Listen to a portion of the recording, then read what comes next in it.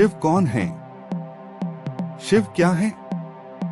चलो आज शिव पे कुछ चर्चा कर लें। सबसे बड़ा सत्य तो शिव ही है। शिव ही वो कड़ी है जिससे ये सारी प्रकृति मणिकों और मोतियों की भांति जुड़ी हुई है। हे भक्तों, जल में रस शिव है, सूर्य का प्रकाश और चंद्रमा की शीतलता शिव है।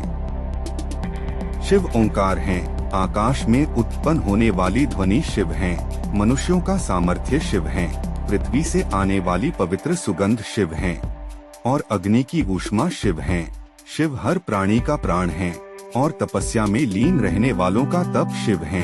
प्रारंभिक बीज शिव है, सोचने की शक्ति प्रदान करने वाली बुद्धि शिव और तेजस्वी प्राणियों का तेज शिव, बलवानों में कामनाओं तथा इच्छा से रहित बल शिव है और प्राणियों में अधर्म न करने वाला काम भी शिव है।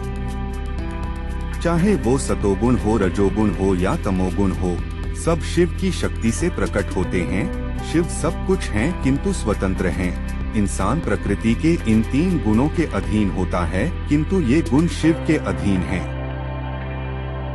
शिव बीते हुए सारे युगों, इस बीतते हुए वर्तमान समय और आने वाले सारे युगों के सारे प्राणियों को जानते हैं किंतु शिव को कोई नहीं जानता। प्रकृति के तीनों गुणों को पार कर पाना अत्यंत कठिन है किंतु जो शिव के शरणागत हो जाते हैं वो सरलता से इन्हें पार कर जाते हैं।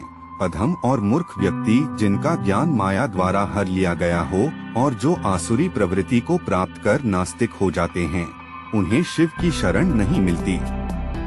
जो लोग भक्ति में श्रद्धा नहीं रखते वो शिव को प्राप्त नहीं कर पाते और इस भौतिक जगत में जन्म मृत्यु के मार्ग पर वापस आते रहते हैं। ये संपूर्ण सृष्टि शिव के निराकार रूप द्वारा व्याप्त है। समस्त जीव शिव में हैं और शिव उनमें। शिव सब जीवों के पिता भी हैं, माता भी और पोषक भी। शिव सर्वत्र व्याप्त हैं और सृष्टि का एकमात्र कारण स्वरूप शिव हैं। जैसे वायु आकाश में सदैव स्थित रहती है, वैसे ही समस्त जीवों को शिव में स्थित जानो। संपूर्ण जगत शिव के अधीन है। जो शिव की इच्छा से बार बार प्रकट होता रहता है और अंत में नष्ट जाता है। शिव ही कर्मकांड, शिव ही यज्ञ, शिव ही पितरों को दिया जाने वाला तर्पण, औषधि, मंत्र, घी, अग्नि तथा आहुति भी शिव हैं। शिव ही चारों वेद हैं और उन चारों वेदों के ज्ञाता भी शिव हैं। शिव ही लक्ष्य, शिव ही पालन करता, शिव ही स्वामी और शिव ही शरण। शिव सबके लिए एक समान है और सबके अति प्रिय मित्र भी शिव ही हैं। सबका आधार और आश्रय भी शिव ही हैं। शिव ही अविनाशी बीज हैं। शिव अमर हैं और शिव ही मृत्यु हैं। आत्मा और पदार्थ दोनों शिव में हैं। जो लोग अन्य देवताओं के भक्त हैं और श्रद्धा पूर्वक उनकी पूजा करते हैं, वास्तव में वो शिव ही की पूजा करते हैं। जो लोग शिव के दिव्य स्वभाव को नहीं पहचान पाते वो स्वतः ही नीचे गिर जाते हैं। जो देवताओं की पूजा करता है उसे स्वर्ग की प्राप्ति होती है। पितरों को पूजने वाला पितरों के पास जाता है। भूत प्रेतों की उपासना करने वाला उन्हीं के बीच जाता है और शिव का पूजक शिवलोक को प्राप्त होता है। यदि कोई शिव को श्रद्धा और भक्ति पूर्वक पत्र, पुष्प, फल या जल जो कुछ भी प्रदान करता है, शिव उसे स्वीकार करते हैं। शिव ना तो किसी से द्वेष करते हैं, ना किसी से पक्षपात और सबके लिए संभाव हैं। किंतु जो लोग शिव को श्रद्धा से पूजते हैं, शिव उसके परम मित्र बनकर सदैव उसके साथ रहते हैं। जैसे इस ब्रह्मांड के विस्तार का कोई अंत नहीं, वैसे ही शिव के विस्तार का भी कोई अंत ही नहीं। फिर भी जो कुछ कहता हूँ सुनो। शिव जीवों के मन में स्थित परमात्मा है। शिव ही आदि है, शिव ही मध्य है और अंतिम का अंतिम छोर भी शिव ही है। शिव आदित्यों में विष्णु है, प्रकाशों में सूर्य, मरुतों में मरीचि तथा नक्षत्रों में चंद्र हैं। वेदों में ज्ञान से परिपूर्ण सामवेद शिव हैं। देवों में स्वर्ग के राजा इंद्र भी शिव हैं। इंद्रियों में शिव मन है और समस्त जीवों में जीवन शक्ति भी शिव हैं।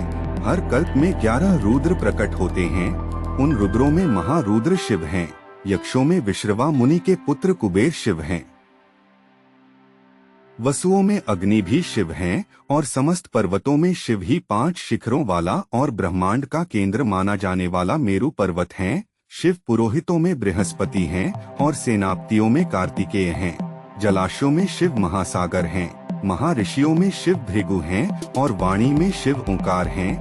शिव समस्त यज्ञों में पवित्र नाम और जप हैं और समस्त अडिगों में शिव हिमालय हैं। वृक्षों में शिव पीपल हैं और देवऋषियों में नारद भी शिव ही हैं।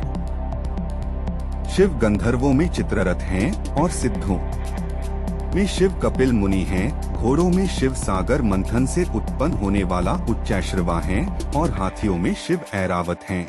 मनुष्यों में शिव नरपति हैं। हथियारों में शिव वज्र हैं। गौओं में शिव कामधेनु हैं।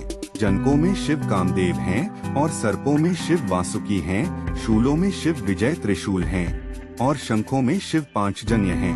बिच्छुओं में शिव अलक्ष्य तथा निरंजन हैं।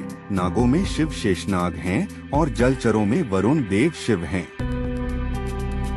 पितरों में शिव अर्यमा हैं और नियमों के निर्वाहकों में शिव मृत्यु देने वाले यम हैं।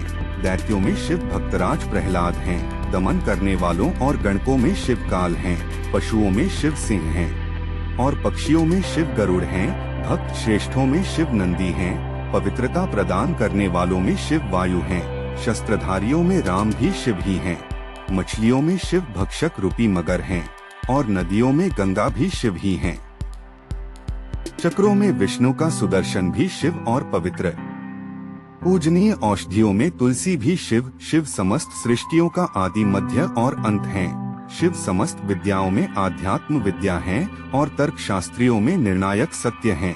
अक्षरों में शिव आकार हैं। समासों में शिव द्वंद्व समास हैं। शिव शाश्वत काल भी है और सृष्टाओं में ब्रह्मा हैं। शिव सर्वभक्षी मृत्यु हैं और शिव ही उन सब का आरंभ हैं जो आने वाले कालों में जन्म लेने वाले हैं और अभी तक जिनके आरंभ का आरंभ ही नहीं हुआ है।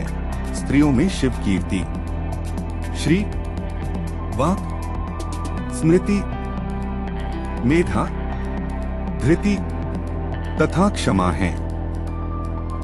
शिव सामवेद के गीतों में बृहत साम हैं और छंदों में गायत्री हैं। महीनों में शिव मार्गशीर्ष यानी अघन हैं और ऋतुओं में फूल खिलाने वाली वसंत ऋतु शिव ही, ग्रीष्म और शिव ही, शीत वर्षा भी शिव ही हैं।